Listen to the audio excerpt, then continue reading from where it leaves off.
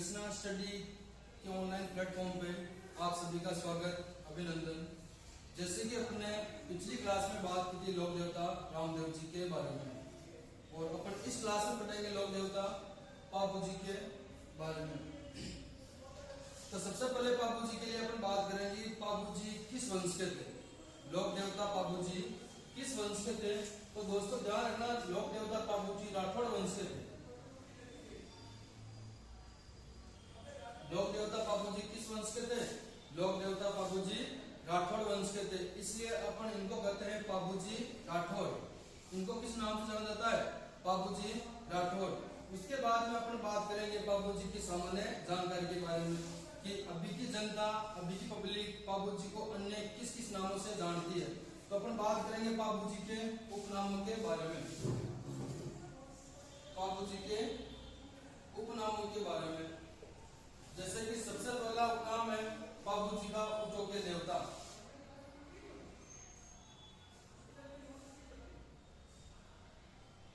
ऊँटों के देवता। दोस्तों इसके बाद दूसरा उपनाम हो जाएगा पापू जी का प्लेग रक्षक के देवता।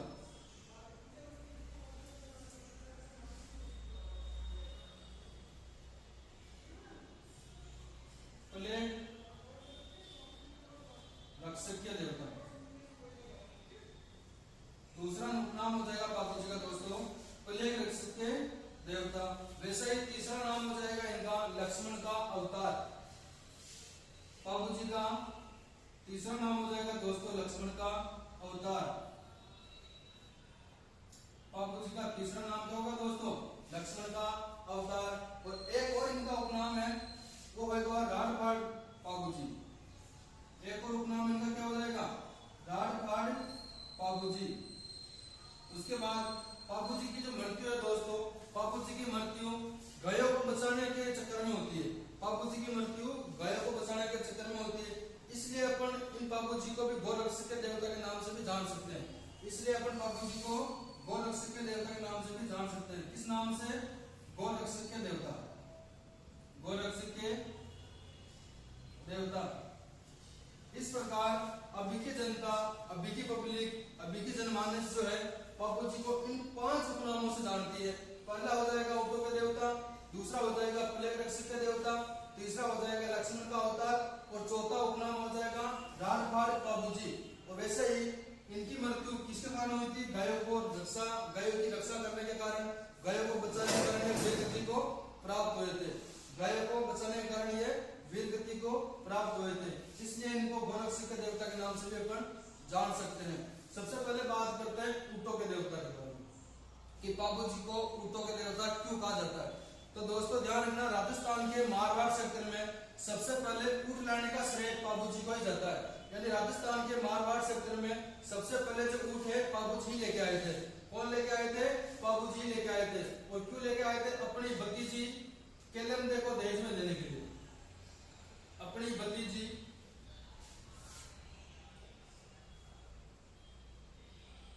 केलमदे को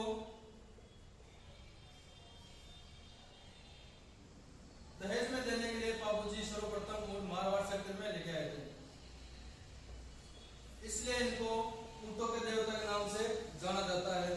फिर दूसरा उपनाम होगा दोस्तों इनका प्लेग रक्षक के देवता। दूसरा उपनाम क्या होगा? प्लेग रक्षक के देवता। तो ध्यान रखना दोस्तों, प्लेग एक बीमारी है। प्लेग एक क्या है? बीमारी है। प्लेग एक रोग है। तो इसकी प्लेग क्या है दोस्तों?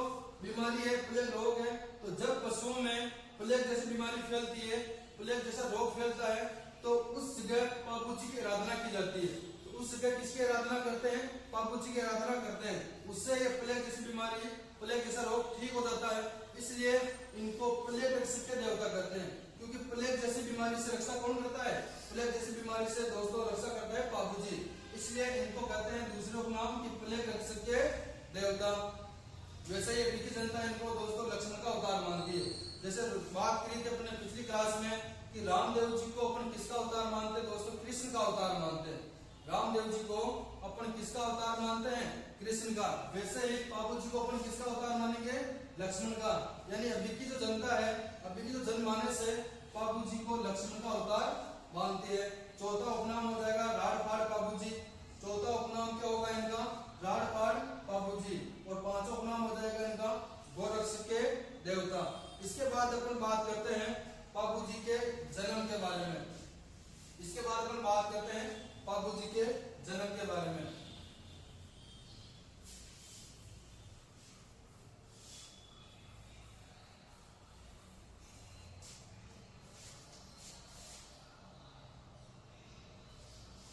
बाबूजी के जन्म के बारे में अगर आपको लोकेशन पूछे कि बाबूजी का जन्म कहाँ हुआ था, तो ध्यान रखना दोस्तों, बाबूजी का जन्म हुआ था कोडुमंड गांव, फलोदी तहसील,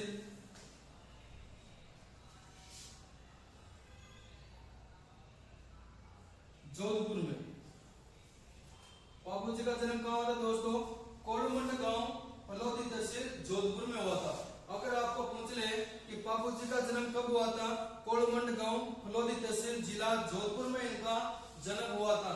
उसके बाद पूछ ले कि हिंदी महीने के अनुसार, हिंदी तिथि के अनुसार बाबूजी का जन्म कब हुआ था, तो चैत्र की अमावस्या को। कब हुआ था दोस्तों? चैत्र की अमावस्या को बाबूजी का जन्म हुआ था। कब हुआ था? चैत्र की अमावस्या को। अगर आपको पूछ रहे कि चैत्र की अमावस्या को बाबूजी का जन्म किस सन, किस ईस्वी में हुआ था, किस ईस्वी में हुआ था, तो दोस्तों ध्यान रखना 1239 ईस्वी में। 1239 ईस्वी में बाबूजी का जन्म हुआ था। अगर आपको पूछ रहे कि बाबूजी का जन्म कब और कहां पे हुआ, तो आपको बताना है कि बाबूजी का जन्म 1239 ईस्वी चैत्र की अमावस्या के दिन कोडुमंड गांव, फलोदी तहसील, जिला जोधपुर में हुआ था। और दोस्तों ध्यान रखना, बाबूजी की डेट, बाबूजी की ईस्वी को याद करने के लिए सिंपल सी छोटी सी ट्रिक है, और ट्रिक है दोस्तों, ट्रिक है कि बाबूजी बच्चों को क्या सिखाते हैं? ABCD। बाबूजी बच्चों को क्या सिखाते हैं? ABCD। ट्रिक हो जाएगी दोस्तों कि बाबूजी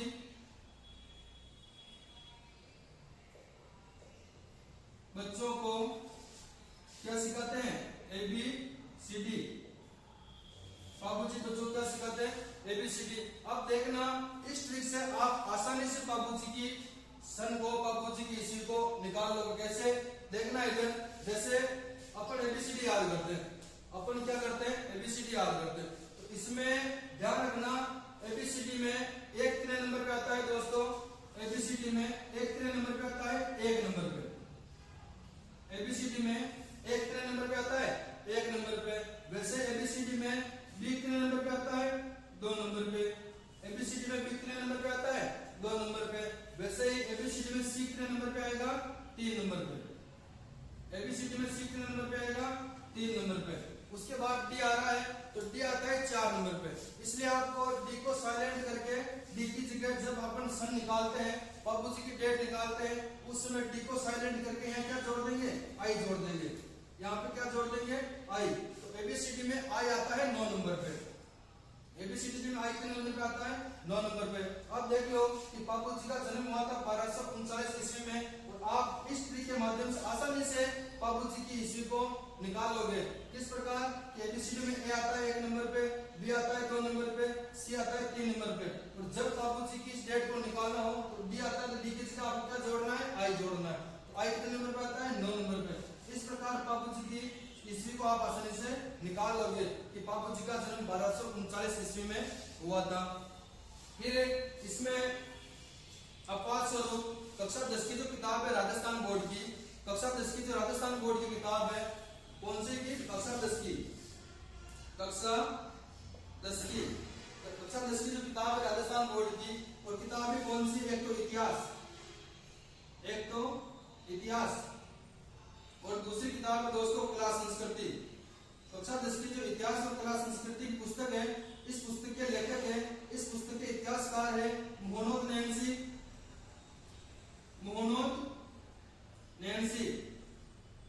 इन पुस्तक के इतिहासकार है मोहनोद नैन्सी और मोर्जी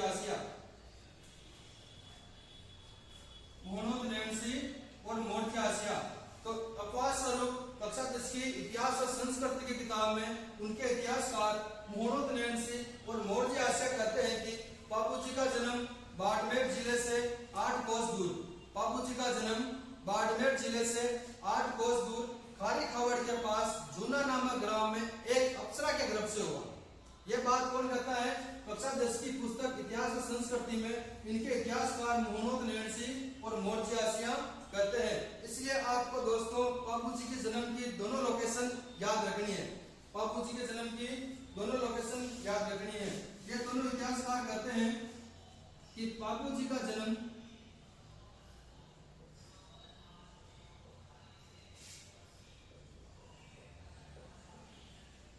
बाड़मेर से 8 कोस दूर, बाड़मेर से 8 कोस दूर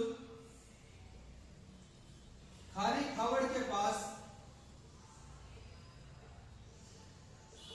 खारी खावड़ के पास जूना नामक गांव में, जूना नामक गांव में एक अप्सरा के गर्भ से हुआ। एक अप्सरा के गर्भ से हुआ। ये कौन कहते हैं? कक्षा 10 की इतिहास व संस्कृति के इतिहासकार मोहम्मद नैन्सी और मौर्य आसिया कहते हैं कि बापूजी का जन्म बाड़मेर जिले से 8 कोस दूर, कितना? 8 कोस दूर। कौन सा है? खारी खावड़।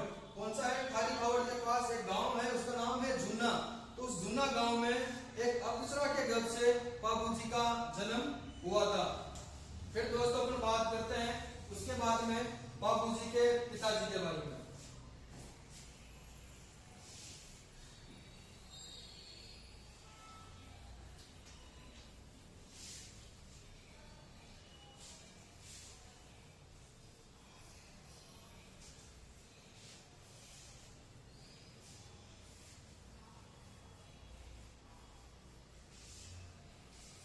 अपन बात करते हैं दोस्तों बापूजी के पिताजी के बारे में। बापूजी के पिताजी का नाम क्या था?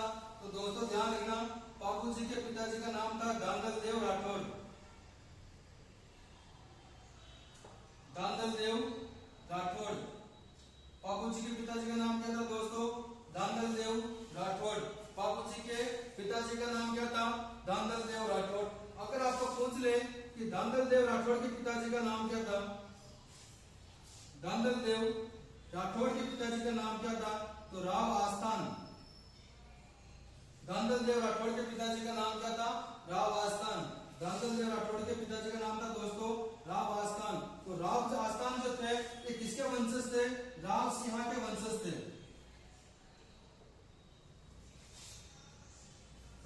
राव आस्थान किसके वंशज थे दोस्तों? राव सिंह के वंशज थे। किसके वंशज थे? राव सिंह के वंशज थे। और राव सिंह का संबंध किससे है दोस्तों? राठौड़ राजवंश से। राव सिंह का संबंध किससे है? मारवाड़ के राठौड़ राजवंश से। मारवाड़ के राठौड़ राजवंश से। राव सिंह का संबंध किससे है? मारवाड़ के राठौड़ राजवंश से। इससे यह पता लगता है कि बापूजी का संबंध भी किससे था? राठौड़ राजवंश से था। दोस्तों इससे यह पता लगता है कि बापूजी का संबंध भी किससे था? राठौड़ राजवंश से। वापस देखना दोस्तों, अपन किसकी बात कर रहे थे? बापूजी के पिताजी की बात कर रहे थे। किसकी बात कर रहे थे? बापूजी के पिताजी की। कि बापूजी के पिताजी का नाम क्या था? दांदल देव राठौड़। बापूजी के पिताजी का नाम क्या था दोस्तों? दांदल देव राठौड़। और दांदल देव राठौड़ के पिताजी की बात करें तो उनका नाम था राव आस्थान। दांदल देव राठौड़ के पिताजी की बात करें तो उनका नाम क्या था? राव आस्थान। और राव आस्थान किसके वंशज थे? राव सिंह के वंशज थे। राव आस्थान किसके वंशज थे? राव सिंह के। और राव सिंह का संबंध था दोस्तों मारवाड़ के राठौड़ राजवंश से। राव सिंह का संबंध था मारवाड़ के राठौड़ राजवंश से। तो इससे यह पता लगता है कि बापूजी का संबंध भी राठौड़ राजवंश से है।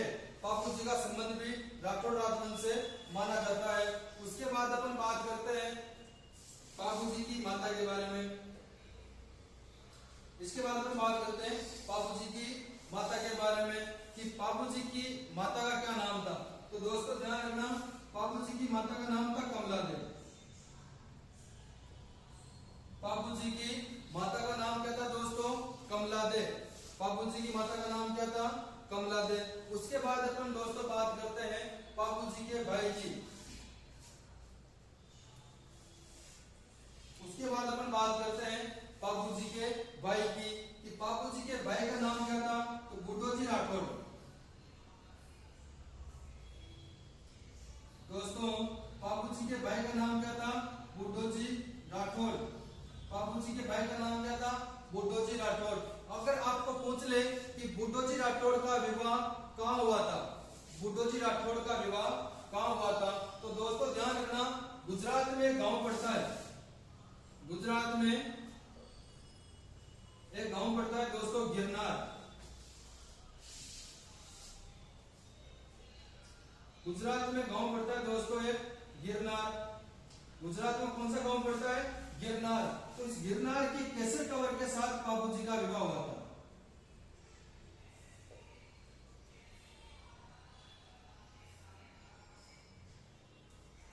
गुजरात की गांव पड़ता है गुजरात में गिरनार, तो गिरनार की केसर कंवर के साथ बाबू जी का विवाह हुआ था। अपन बात कर रहे थे बाबू जी के बड़े भाई बुड्ढो जी की, बाबू जी के बड़े भाई बुड्ढो जी राठौड़ की, कि बुड्ढो जी राठौड़ का विवाह कहाँ हुआ था, तो गुजरात में एक गांव पड़ता है कौन सा, गिरनार। गुजरात में एक गांव पड़ता है दोस्तों गिरनार, तो गिरनार की केसर कंवर के साथ बाबू जी का विवाह हुआ था। गुजरात की गिरनार गांव में जो केसर कंवर थी उसके साथ बाबू जी के बड़े भाई बुड्ढो जी राठौड़ का विवाह हुआ था, बुड्ढो जी राठौड़ का विवाह हुआ था। उसके बाद अपन बात करते हैं दोस्तों बाबू जी की बहन की।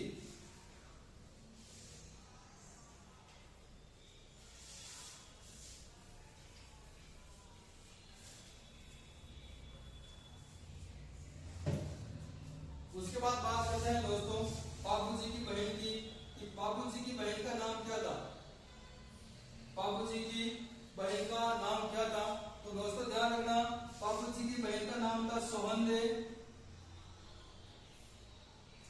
या प्रेमदे। बाबू जी की बहन का नाम था सोहनदे या प्रेमदे। बाबू जी की बहन का नाम क्या था दोस्तों, सोहनदे या प्रेमदे। फिर यहाँ से अगर क्वेश्चन बन रहा है या आपको पूछ ले कि बाबू जी की बहन सोहनदे या प्रेमदे का विवाह कहाँ हुआ था, बाबू जी की बहन सोहनदे या प्रेमदे का विवाह कहाँ हुआ था, तो दोस्तों ध्यान रखना, नागौर में एक गांव पड़ता है जायल। इस नागौर में एक गांव पड़ता है कौन सा, जायल। नागौर में गांव पड़ता है जायल, तो इस जायल के शासक थे जिनराव खिंची। जायल के शासक कौन थे दोस्तों, जिनराव खिंची। जायल के शासक थे दोस्तों जिनराव खिंची। तो इन जिनराव खिंची के साथ में बाबू जी की बहन सोहनदे और प्रेमदे का विवाह होता है। अपन बात कर रहे थे बाबू जी की बहन का नाम क्या था, सोहनदे या प्रेमदे। बाबू जी की बहन का नाम क्या था, सोहनदे या प्रेमदे। इनका विवाह किसके साथ हुआ, नागौर जायल के शासक, नागौर जायल के शासक जिनराव खिंची के साथ में। यानी नागौर में एक छोटा सा गांव पड़ता है जायल, तो जायल के शासक कौन थे, जिनराव खिंची। इनके साथ में बाबू जी की बहन का विवाह होता है। फिर दोस्तों अपन बात करते हैं बाबू जी की भतीजी के बारे में। तो मैंने आपको बताया था कि मारवाड़ में सबसे पहले ऊंट बाबू जी लेके आए थे रीजन अपनी भतीजी केलमदे को दहेज में देने के लिए। इससे आपको पता लग गया होगा, इससे आपको पता लग गया होगा कि बाबू जी की भतीजी का नाम क्या था, केलमदे। बाबू जी की भतीजी का नाम क्या था, केलमदे। और इनका विवाह हुआ था दोस्तों गोगा जी के साथ में। इनका विवाह लोक देवता गोगा जी के साथ में हुआ था। इनका विवाह दोस्तों किसके साथ में हुआ था, लोक देवता गोगा जी के साथ में हुआ था। और एक किसकी पुत्री थी, बुड्ढो जी राठौड़ की पुत्री थी।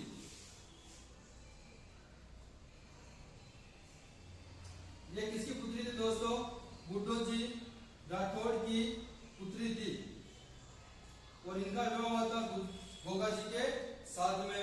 फिर अगर आपको पूछ ले कि बाबू जी के गुरु जी का नाम क्या था, बाबू जी के गुरु जी का नाम क्या था, तो समृद्ध भारती। दोस्तों बाबू जी के गुरु जी का नाम क्या था, समृद्ध भारती। बाबूजी के गुरु का नाम था समृद्ध भारती। फिर अपन बात करते हैं दोस्तों बाबूजी की पत्नी के बारे में।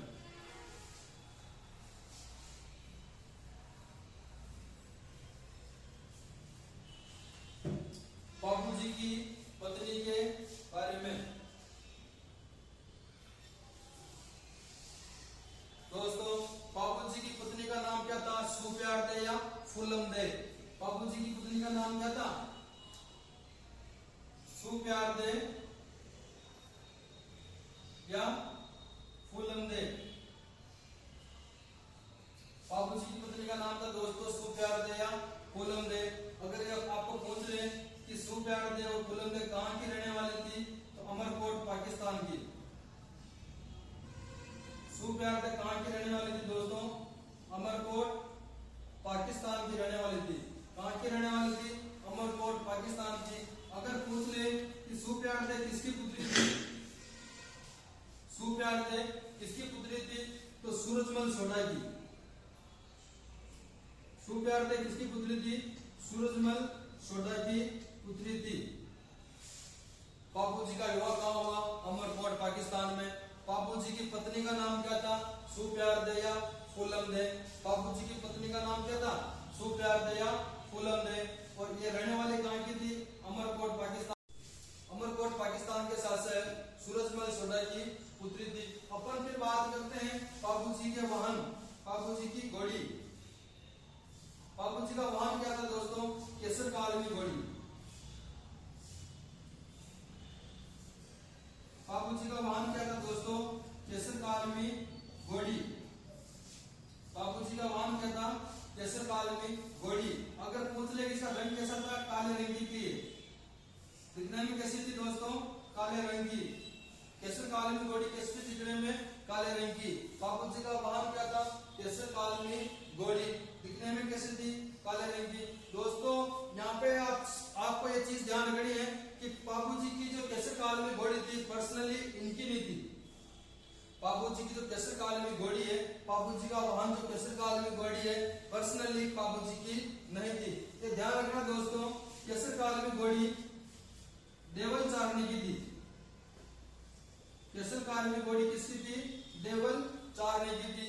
केसर कालमी घोड़ी किसकी थी? देवल चारनी की। और देवल चारनी कहाँ के रहने वाली थी? बिगनियाई बाड़मेर की। देवल चारनी कहाँ की रहने वाली थी दोस्तों? बिगनियाई बाड़मेर की। देवल चारनी कहाँ के रहने वाली थी? बिगनियाई बाड़मेर की रहने वाली थी। तो दोस्तों आपको मैंने पहले बताया था कि बाबूजी की बहन सोहनदे या प्रेमदे का विवाह नागौर जायल के शासक जिंदराव खिलजी के साथ में होता है। तो एक बार क्या होता है दोस्तों कि जिंदराव खिलजी देवल चारनी से इस केसर कालमी घोड़ी को मांगता है। जिंदराव खिलजी देवल चारनी से इस केसर कालमी घोड़ी को मांगता है। पर इस घोड़ी का काम था दोस्तों कि देवल चारनी की जो गाय थी उनकी रक्षा करना। इस घोड़ी का काम था देवल चारनी की जितने भी गाय थी उनकी रक्षा करना।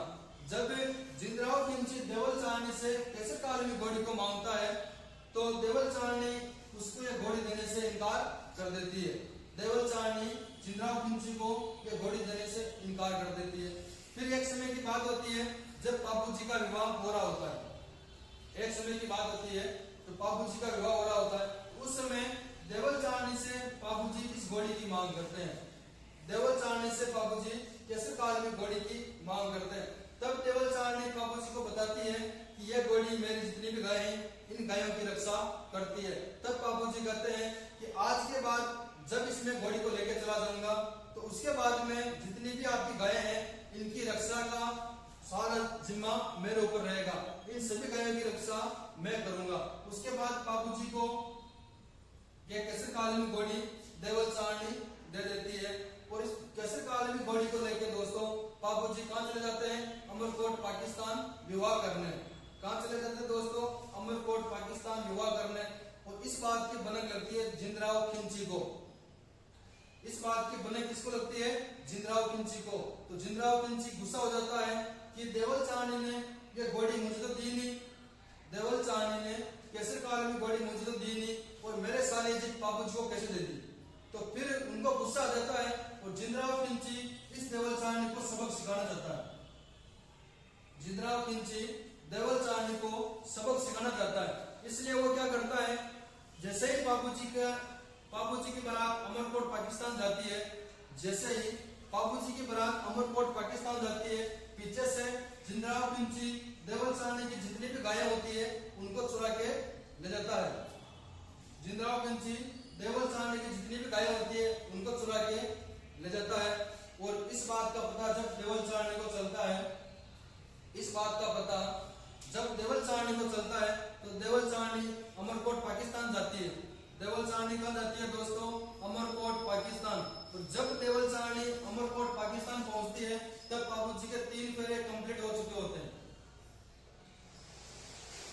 जब देवल चाहनी अमरकोट पाकिस्तान पहुंचती है उस समय बाबूजी के 3 फेरे कंप्लीट हो चुके होते हैं और चौथे फेरा आधा ले लेते हैं, चौथा फेरा आधा ले लेते हैं। उसी समय देवल चाहनी जाके बाबूजी के विवाह को रोक देती है। देवल चाहनी बाबूजी के विवाह को रोक देती है और सारी घटना बाबूजी को बताती है। तो बाबूजी कहते हैं कि अपने हिंदू धर्म के अनुसार 7 फेरे होते हैं, हिंदू धर्म के अनुसार विवाह में 7 फेरे होते हैं। तो मेरे 3 फेरे हो गए, चौथा फेरा चल रहा है, तो इस प्रकार मेरे 7 फेरे होने दें, उसके बाद मैं जाके आपकी गायों को छुड़ा दूंगा। पर इस बात से देवल चाहनी सहमत नहीं होती है और कहती है कि नहीं, आप पहले मेरी गायों को छुड़ाओ। तो इस बात से बाबूजी क्या करते हैं कि 3.5 फेरों में ही बाबूजी 3.5 फेरों में ही अपना विवाह संपन्न कर लेते हैं। देवल चाहनी के नहीं मानने पर बाबूजी 3.5 फेरों में अपना विवाह क्या कर लेते हैं, संपन्न कर लेते हैं। और वहां से देचू गांव जोधपुर में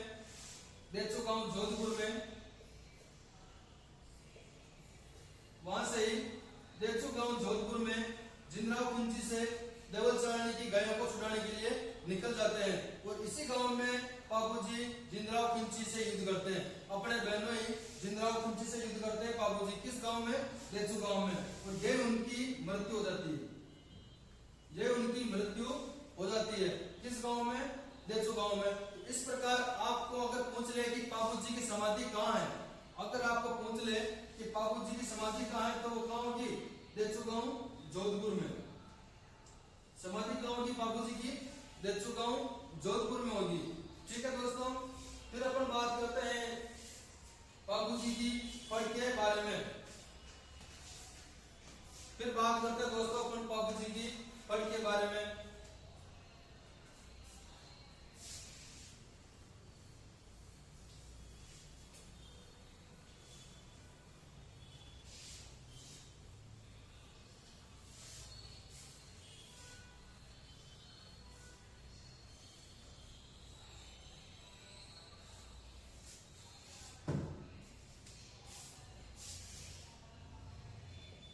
बाबूजी की फड़ के बारे में तो दोस्तों ध्यान रखना, ऊंट के बीमार हो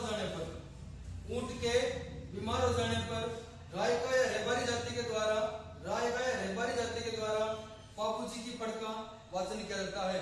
ऊंट के बीमार हो जाने पर रायका या रेबारी जाति के द्वारा बाबूजी की फड़ का वाचन किया जाता है। और वाचन करते समय किस वाद्य यंत्र का प्रयोग करते हैं, रावण हत्ता का। ठीक है दोस्तों, तो अपन बात कर रहे थे फड़ की। तो ध्यान रखना दोस्तों, ऊंट के बीमार हो जाने पर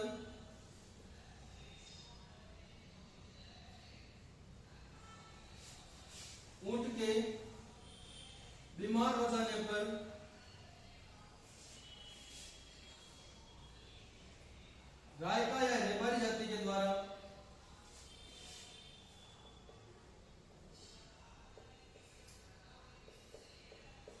ऊंट के बीमार हो जाने पर रायका या रेबारी जाति के द्वारा रावण हत्ता वाद्य यंत्र के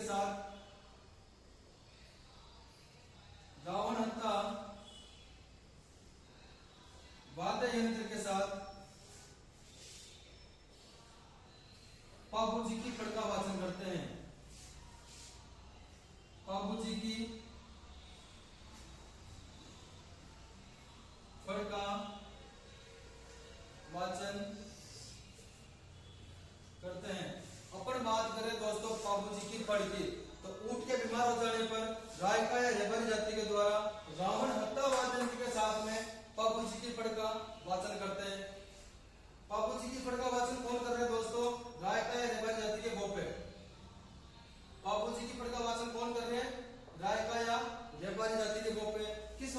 साथ कर रहे हैं? रावण हत्ता वाद्य यंत्र के साथ में। किस वाद्य यंत्र के साथ कर रहे हैं? रावण हत्ता वाद्य यंत्र के साथ में। तो रावण हत्ता में अगर पूछ रहे कि वाद्य यंत्र कौन सा है दोस्तों, ये तो तत्वाद्य यंत्र है। रावण हत्ता वाद्य यंत्र कौन सा है? तत्वाद्य यंत्र। अगर आपको पूछ ले कि तत्वाद्य यंत्र किसे कहेंगे, तो दोस्तों ध्यान रखना कि ऐसे वाद्य यंत्र जिनको लकड़ी व तार के माध्यम से तैयार किया जाता है। तत्वाद्य यंत्र किसे कहेंगे? कि ऐसे वाद्य यंत्र जिनको लकड़ी व तार के माध्यम से तैयार किया जाता है, उसे अपन क्या कहेंगे? तत्वाद्य यंत्र कहेंगे। और बाबू जी की फड़ का वाचन करते समय तत्वाद्य यंत्रों में एक वाद्य यंत्र है रावण हत्ता, तो उसका प्रयोग करते हुए इनकी फड़ का वाचन कर रहे हैं। अगर आपको पूछ ले कि रावण हत्ता में कितने तार होंगे, तो 9 तार। रावण हत्ता में कितने तार होंगे? 9 तार। तो इन 9 तारों को आपको कैसे याद रखना? रावण है क्या आ रहा है यहाँ पे? अनार है, तो ण से 9, ण से 9 तार, यानी रावण हत्ता वाद्य यंत्र में 9 तार होते हैं। फिर बाबू जी की परिषद दो मोस्ट इंपोर्टेंट चीजें और निकलती है कि सभी लोग देवी देवताओं में सबसे छोटी पड़ किसकी है? बाबू जी की। सभी लोक देवताओं में सबसे छोटी पड़ किसकी मानी जाती है? बाबू जी की। अगर क्वेश्चन पूछ ले कि सभी लोक देवताओं में सर्वाधिक लोकप्रिय पड़ किसकी है, सर्वाधिक सुंदर पड़ किसकी है, तो वो भी किसकी होगी? बाबू जी की। अगर बात करते हैं ये वाद्य यंत्र है, इसी प्रकार रामदेव जी की फड़ का वाचन भी रावण हत्ता वाद्य यंत्र के साथ किया जाता है। रामदेव जी की फड़ का वाचन भी रावण हत्ता वाद्य यंत्र के साथ किया जाता है। इनकी जो मोस्ट इंपोर्टेंट चीज है वो क्या है दोस्तों? फड़ की कि सर्वाधिक लोकप्रिय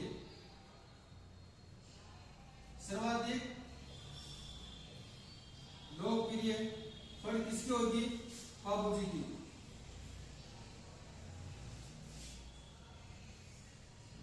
सर्वाधिक लोकप्रिय पड़ किसकी है? बाबू जी की। अगर आपको पूछ ले कि सबसे छोटी पड़ किसकी मानी जाती है, तो सबसे छोटी पड़ भी बाबू जी की होगी। सबसे छोटी पड़ भी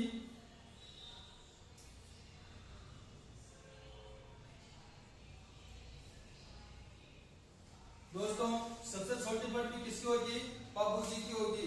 सबसे छोटी पड़ भी किसकी होगी? बाबू जी की होगी। अपन बात कर रहे थे पड़ की कि ऊंट के बीमार हो जाने पर रायका या रेबरी जाति के बोपे, रायका या रेबरी जाति के बोपे रावण हत्ता वाद्य यंत्र के साथ बाबू जी की फड़ का वाचन करते हैं। फिर आपको पूछ ले कि सर्वाधिक लोकप्रिय फड़ किसकी है? बाबू जी की। सबसे छोटी फड़ किसकी है? बाबू जी की।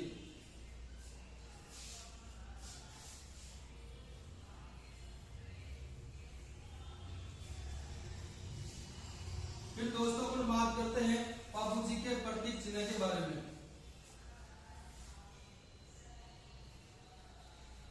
बाबू जी के प्रतीक चिन्ह के बारे में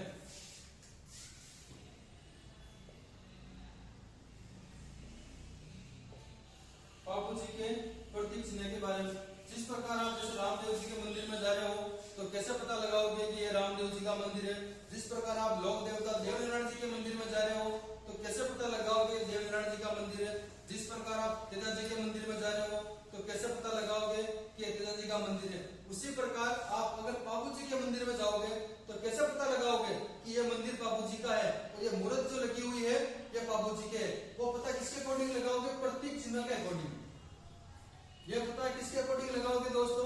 प्रतीक चिन्ह के अकॉर्डिंग। जिस प्रकार आप बाबू जी के मंदिर में जाते हो तो वहां पर अगर ऐसा प्रतीक चिन्ह मिलता है कि बाला लिए अश्वारोही और बाई और झुकी हुई पाग, तो समझ लेना है कि यह मूर्त किसकी है? बाबू जी की है। तो प्रतीक चिन्ह इनका क्या हो जाएगा दोस्तों? बाला लिए अश्वारोही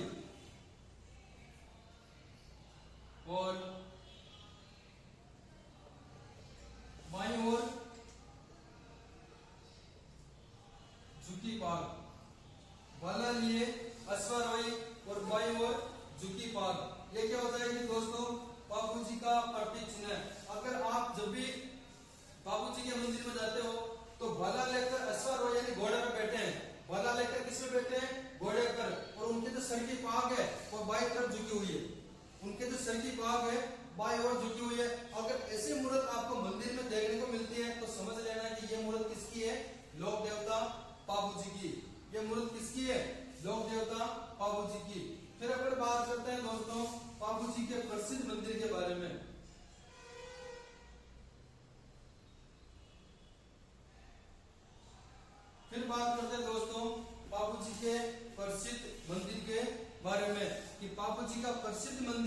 कहाँ पे है। तो ध्यान रखना दोस्तों, बापू जी का प्रसिद्ध मंदिर है कोड़ूमंड गांव, कोड़ूमंड गांव जोधपुर में। बापू जी का प्रसिद्ध मंदिर कहाँ है? कोड़ूमंड गांव जोधपुर में। बापू जी का प्रसिद्ध मंदिर कहाँ है दोस्तों? कोड़ूमंड गांव जोधपुर में। और अगर आप पूछ ले कि यहाँ का पुजारी किस जाति का होता है, इस मंदिर का पुजारी, यहाँ के मंदिर का पुजारी किस समाज का होता है? राठौड़। यहाँ का पुजारी कौन होता है? राठौड़। यहाँ का पुजारी कौन होता है दोस्तों? राठौड़ होगा। यहाँ का पुजारी कौन होगा? राठौड़ होगा। फिर अगर पूछ ले कि यहाँ मेला कब पड़ता है, अगर आपको पूछ ले कि बापू जी के प्रसिद्ध मंदिर कोड़ूमंड में मेला कब पड़ता है, तो चैत्र की अमावस्या को।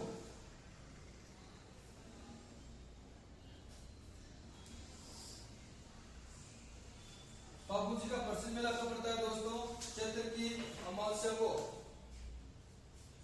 फिर अपन उसके बाद बात करते हैं कि बापू जी को मुस्लिम समाज कैसे क्या मानती है और हिंदू समाज क्या मानती है।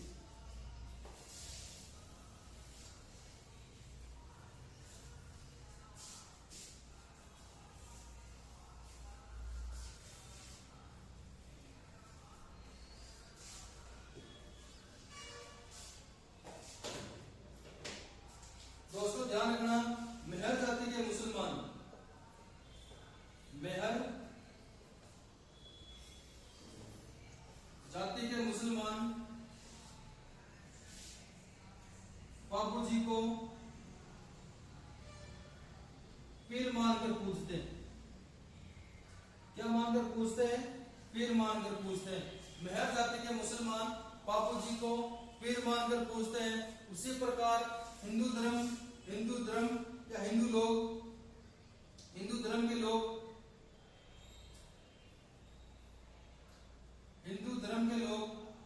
बापू जी को लक्ष्मण के अवतार के रूप में पूजते हैं। हिंदू धर्म के लोग बापू जी को लक्ष्मण के अवतार के रूप में पूजते हैं। मेहर जाति के मुसलमान बापू जी को पीर मानकर पूजते हैं। और हिंदू धर्म के लोग बापू जी को लक्ष्मण के अवतार के रूप में पूजते हैं। हिंदू धर्म के लोग बापू जी को लक्ष्मण के अवतार के रूप में पूजते हैं। फिर अपन बात करते हैं दोस्तों कि बापू जी किस जाति के आराध्य देवते हैं। बापू जी किस जाति के आराध्य देवते? तो ध्यान रखना दोस्तों, बापू जी थोरी जाति के आराध्य देवते। बापू जी थोरी जाति के आराध्य देवते। बापू जी थोरी जाति के आराध्य देवते, क्योंकि इसमें अन्ना व बघेला जैसे 7 भगोड़े भाइयों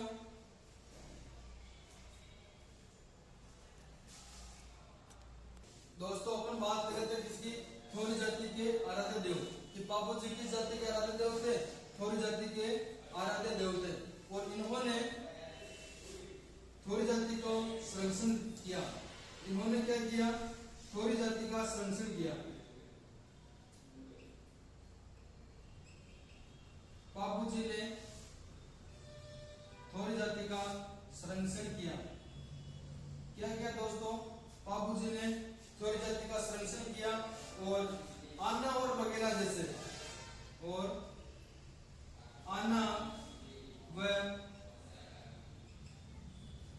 जैसे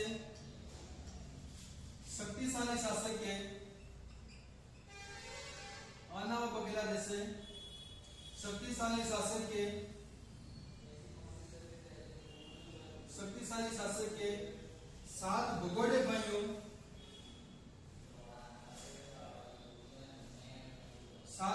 भाइयों को बापू जी ने आश्रय दिया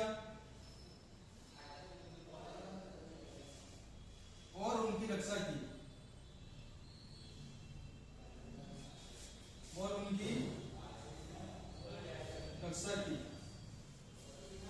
बापू जी को थोरी जाति अपना आराध्य देव क्यों मानती है?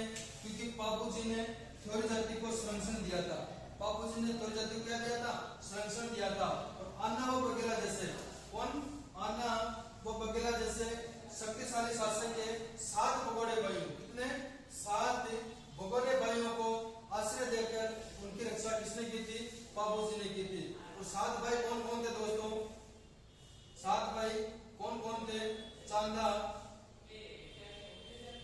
देवा, चांदा, देवा, खाकू, पेमा, खलमल, खंगार, चासल, ये इनके 7 भगोड़े भाई थे। इनको बापूजी ने आश्रय दिया था और रक्षा की थी। अपन बात कर रहे थे थोरी जाति के आराध्य देव। तो बापूजी को थोरी जाति आराध्य देव क्यों मानती है? क्योंकि बापूजी ने थोरी जाति को संरक्षण दिया। बापूजी ने थोरी जाति को संरक्षण दिया और आना और वगैरह जैसे शक्तिशाली शासक के 7 भगोड़े भाइयों को आश्रय देकर उनकी रक्षा की और रक्षा के बाद में पूछ रहे कि 7 भगोड़े भाई थे, पर थे कौन कौन? तो चांदा, देवा, खाकू, पेमा, चांदा, देवा, खाकू, पेमा, खलमल, खंगार और चासल जैसे 7 भगोड़े भाइयों को आश्रय देकर उनकी रक्षा की थी बाबूजी ने। इसलिए थोरी जाति बाबूजी को अपना आराध्य देव मानती है। फिर दोस्तों अपन बात करते हैं बाबूजी के पावड़े के बारे में।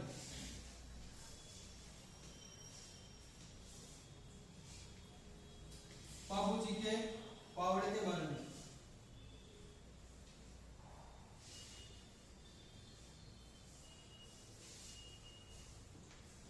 बाबूजी के पावड़े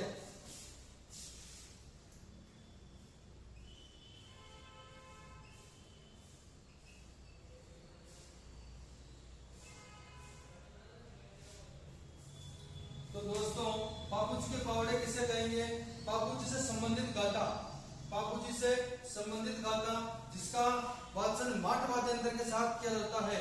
बाबूजी से संबंधित गाथा जिसका वाचन माट वाद्य यंत्र के साथ किया जाता है उसे अपन क्या कहेंगे?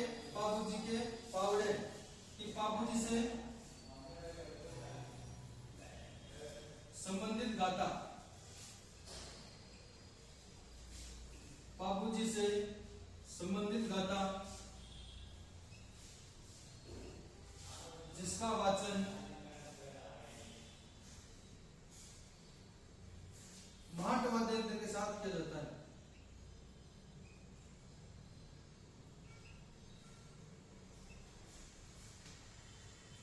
बाबूजी से संबंधित गाथा जिसका वाचन किस वाद्य यंत्र के साथ किया जाता है? माट वाद्य यंत्र के साथ। माट वाद्य यंत्र के साथ किया जाता है उसे अपन कहते हैं बाबूजी के पावड़े। उसे अपन क्या कहते हैं दोस्तों? बाबूजी के पावड़े। और जब एक बात हो रही है कि जब जिंदराव खिलजी से बाबूजी युद्ध करने गए थे, वो बात थी दोस्तों 1276 ईस्वी की। यानी बाबूजी का गुलामी कब हो रहा था? 1276 ईस्वी में। तो विवाह से उठकर वो दे चुका हूं जोधपुर में चले जाते हैं। विवाह से उठकर बाबूजी दे चुका हूं जोधपुर में चले जाते हैं। क्या करने? देवल चारणी की गायों को छुड़ाने हेतु अपने बहनों जिंदराव खिलजी से युद्ध करने। देवल चारणी की गायों को छुड़ाने हेतु अपने बहनों जिंदराव खिलजी से युद्ध करने का जाते हैं दे चुका हूं जोधपुर में।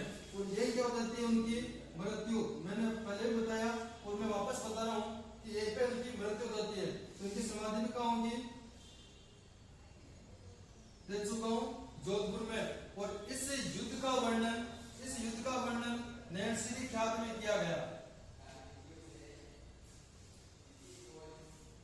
1276 में जब बाबूजी जिंदराव खिलजी से युद्ध करने दे चुका हूं जोधपुर में गए और वीरगति को प्राप्त हो गए, तो इस युद्ध का वर्णन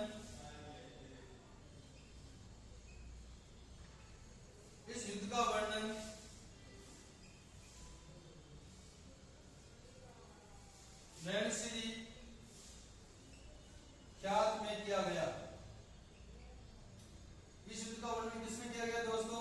नैनसिरी ख्यात। इस युद्ध का वर्णन किसमें किया गया दोस्तों? नैनसिरी ख्यात। बाबूजी की समाधि कहाँ है?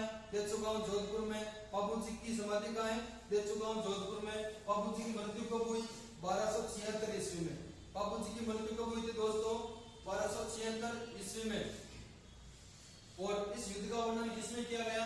नैनसिरी ख्यात में। और इस बात का पता लगता है बाबूजी की पत्नी सुप्यारदे या फुलंदे को कि बाबूजी देवल चाहनी की गायों को छुड़ाने के चक्कर में अपने बहनों जिंद्रा और किंची के हाथों मारे गए। इस बात की खबर किसको लगती है? इनकी पत्नी सुप्यारदे और फुलंदे को। तो फिर फुलंदे क्या करती है कि बाबूजी के जो कपड़े होते हैं, बाबूजी के कपड़ों को लेके वो सती हो जाती है। बाबूजी की जो पत्नी होती है उसको खबर लगती है कि अपने हस्बैंड ने वो अपने बहनों के साथ युद्ध करते हुए मारे गए। तो उसी टाइम ये बात सुनते ही बाबूजी की पत्नी सुप्यारदे फुलंदे बाबूजी के कपड़ों के साथ में सती हो जाती है। फिर दोस्तों पर बात करते हैं बाबूजी की आराधना में किए जाने वाले नृत्य के बारे में।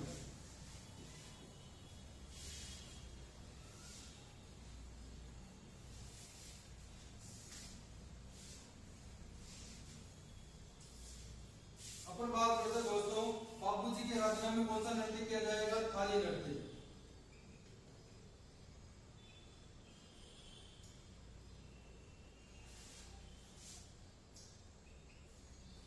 बाबूजी की आराधना में किया जाने वाला नृत्य कौन सा हो जाएगा? थाली नृत्य।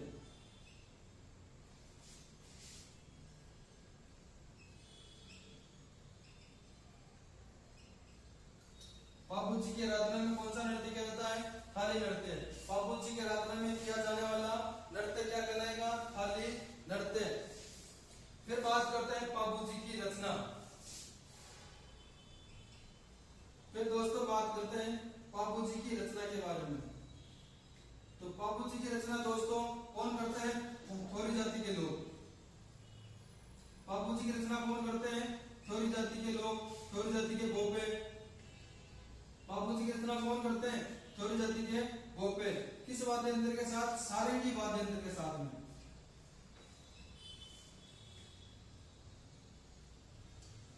बाबूजी की रचना कौन करते हैं दोस्तों? थोरी जाति के लोग। किस वाद्य यंत्र के साथ करते हैं? सारंगी वाद्य यंत्र के साथ में। फिर अपन बात करते हैं दोस्तों बाबूजी के सहयोगी के बारे में कि बाबूजी के सहयोगी कौन कौन थे। अपन दोस्तों किसकी बात करते हैं? बाबूजी के सहयोगी। उससे पहले अपन ने बात की बाबूजी की रचना। बाबूजी की रचना में बाबूजी के जो गीत गाए जाते हैं वो गीत कौन गाते हैं? थोरी जाति के भोपे। कौन गाते हैं? थोरी जाति के भोपे। किस वाद्य यंत्र के साथ? सारंगी वाद्य यंत्र के साथ में। फिर उसके बाद अपन पढ़ रहे थे बाबूजी के सहयोगी। तो बाबूजी के सहयोगी कौन कौन थे? चांदा नायक, बाबूजी का दूसरा सहयोगी था डेमा नायक, और बाबूजी का दोस्तों तीसरा सहयोगी था हरमल रेवारी।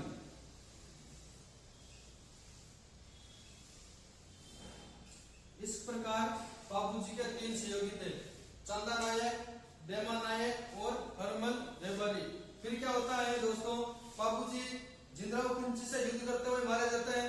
फिर उस हत्या का बदला बाबूजी के जो भतीजे होते हैं रूपनाथ जी। बाबूजी के भतीजे कौन होते हैं दोस्तों?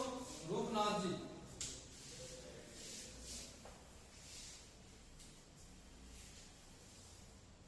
बाबूजी के भतीजे होते हैं दोस्तों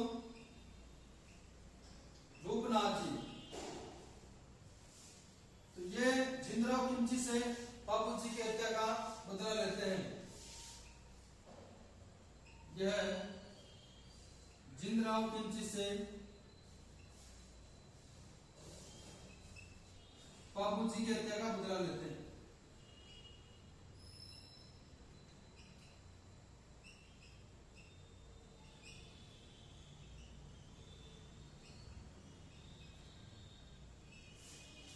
बाबूजी के भतीजे कौन होते हैं दोस्तों? रूपनाथ जी।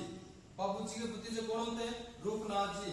और बाबूजी जिंद्राव कुंची से युद्ध करते समय जब मारे जाते हैं, जिंद्राव कुंची से युद्ध करते हुए मारे जाते हैं, तो उसके बाद बाबूजी के भतीजे रूपनाथ जी जिंद्राव कुंची को मारकर उससे युद्ध करके बाबूजी की हत्या का बदला लेते हैं। अगर बहुत सी बार आपसे क्वेश्चन पूछ लिया जाता है और अगर पूछ ले कि बाबूजी के भतीजे कौन थे? रूपनाथ जी। बाबूजी की हत्या का बदला किसने लिया? रूपनाथ जी ने लिया। किस प्रकार? जिंद्राव कुंची को मार के उससे युद्ध करके रूपनाथ जी ने बाबूजी की हत्या का बदला लिया था। और एक दोस्तों ध्यान रखना, मुगल कालीन पाटन शासक था, एक मुगल कालीन पाटन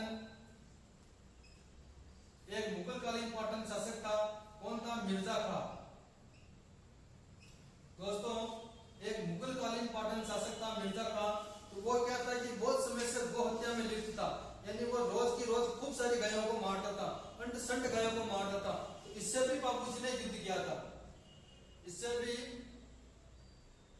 बापूजी ने युद्ध किया था और गौ हत्या को रुकवाई थी। यानी मुगलकालीन पाटन शासक था मिर्जा खां, तो कभी से बहुत समय से गौ हत्या में लिप्त था, कब से गायों को मार रहा था। तो उस समय बापूजी मिर्जा खां से युद्ध करते हैं और गौ हत्या को रुकवाते हैं। इसके बाद में अपन बात करेंगे दोस्तों बापूजी की पुस्तकें, बापूजी की पुस्तकें।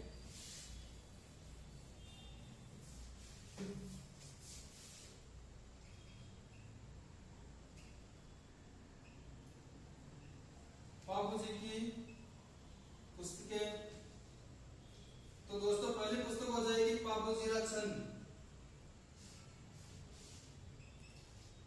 बापूजीरा छंद, इसकी रचना किसने की थी? बिट्टू सूजा ने।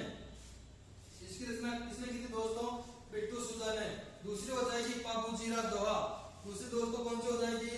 बापूजीरा दोहा। दूसरी पुस्तक हो जाएगी दोस्तों बापूजीरा दोहा, और इसकी रचना की थी दोस्तों लखराज ने। इसकी रचना किसने की थी दोस्तों? लखराज ने। बापूजीरा दोहा की रचना किसने की थी? लखराज ने। तीसरी पुस्तक हो जाएगी बाबू प्रकाश। तीसरी पुस्तक हो जाएगी दोस्तों बाबू प्रकाश, और इसकी रचना की थी मोरजी आसिया ने। ये मोस्ट इंपोर्टेंट पुस्तक है दोस्तों, ये वाली मोस्ट इंपोर्टेंट पुस्तक है कि बाबू प्रकाश, रचना करने वाला कौन था? मोरजी आसिया। इसमें बापूजी की जीवनी को दर्शाया गया है।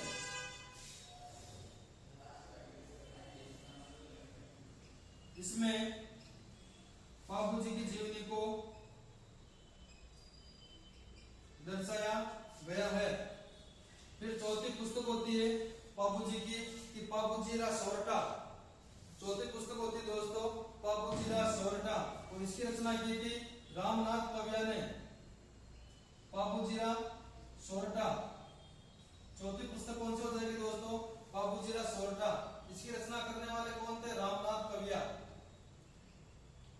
इसकी रचना करने वाले दोस्तों कौन थे? रामनाथ कविया। यानी बापूजी की सोरठा, बापूजी का सोरठा, इसके रचनाकार कौन थे? रामनाथ कविया। फिर लास्ट पुस्तक है बापूजीरी बात। लास्ट पुस्तक है दोस्तों बापूजीरी बात। बापूजीरी बात, और इसकी रचनाकार थी लक्ष्मी कुमारी चुंडावत। इसकी रचनाकार थे दोस्तों लक्ष्मी कुमारी चुंडावत। इस प्रकार ये बापूजी का छोटा सा टॉपिक था दोस्तों। आपको इसमें समझ में आए नहीं आए, इसमें अगर आपको छोटे मोटे मिस्टेक लगती है, कुछ भी डाउट लगता है, तो कमेंट के माध्यम से आप हमें बता सकते हो। आपका सजेशन कमेंट के माध्यम से मैं आपको अगली वीडियो में जरूर दूंगा। धन्यवाद।